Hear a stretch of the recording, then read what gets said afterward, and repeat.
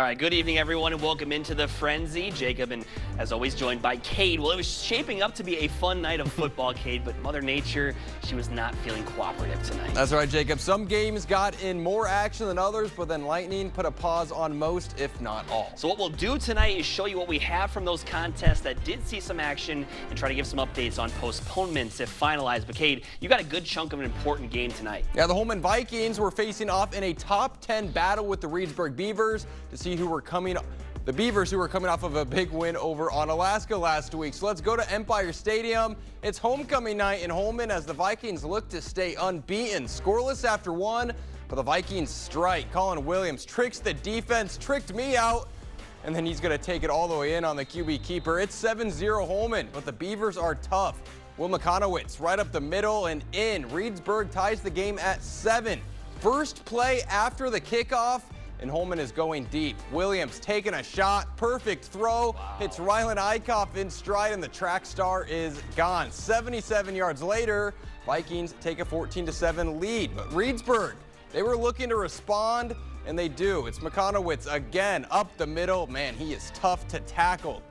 Takes it in. We're tied up at the half, but the Lightning took over. They will resume this one tomorrow afternoon at 1 p.m. It is Wisconsin's oldest rivalry dating back to 1894, Tomah and Sparta meeting for the 119th time. First drive for Sparta, Everett Laufenberg looking midfield, but Adam Bresky is there for the pick, and the Timberwolves, well, they would capitalize off the interception. Quinn Gerke lobs it up to Silas Cram. What looks like an incompletion, Kate, is actually a catch. Cram able to bring it in. Tomah leads by 7. Sparta responds, though, as Hunter Huntington rushes into the end zone for the score right here. It's now tied. Very next drive for Tomah. There's a bobble on the handoff. Logan Engel falls on it, and Sparta is back in business. Then in the red zone, Camden McTaggart takes the handoff into the end zone to make it 14-7 for the Spartans. Last check, Sparta up 21-7 in the fourth when play stopped. No word yet if the game has been postponed.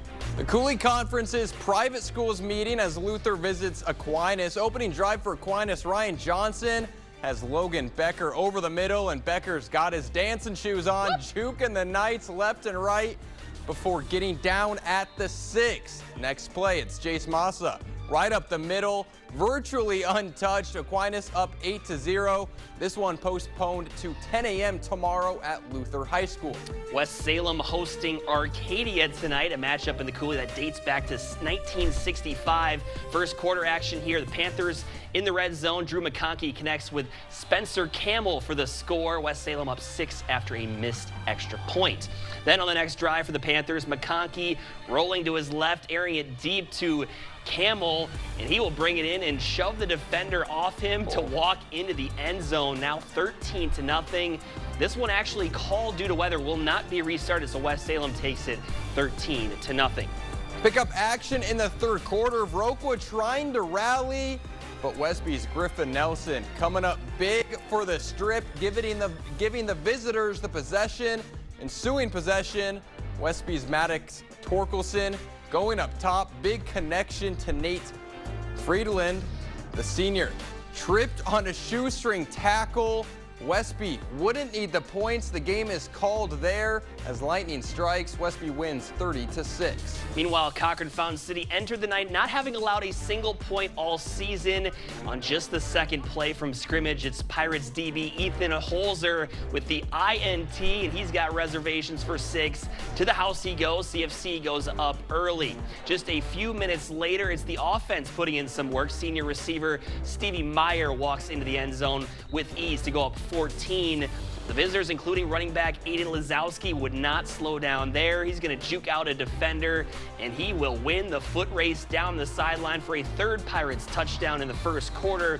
Lazowski would then once again rip off another impressive run. He'll take this one in for his second score of the night. Cochran Fountain City, Cade, they would lead 40-0 in the second quarter. This one called due to weather.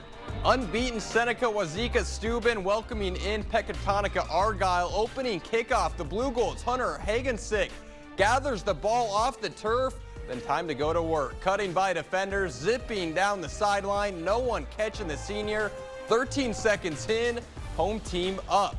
SWS forces a quick 3-and-out. First play with the ball, Cooper Lomas connects with Jackson Konachik. He sidesteps the defender and coasts into the end zone. 90 seconds in, 14-0. More from the Blue Golds. This time a shorter connection from Lomas to Konachik, resulting in the same. Another score. Home team up 21. It was then Seneca Wazika Steuben pouring it on. Carson Sime making great moves to pick up a first down. Brings the ball all the way to the 1. They cap off the drive with a 1-yard score. It was 28-0 when this game was paused due to lightning. Over in Minnesota, Winona head coach John Cassellius collected his 100th victory last Friday. He hopes to lead the Windhawks to another win tonight as they are hosting Stewartville. First quarter action, Stewartville's Peyton English is going to take it up the sideline. 29 yards later, he will score. Tigers with an early 7-0 lead. Ensuing drive, Winona looking to respond, but Stewartville's Brody Buckmeister picks off the pass, and he takes it 20 big ones to the house. 14-0 Tigers now. Windhawks looking to get something going.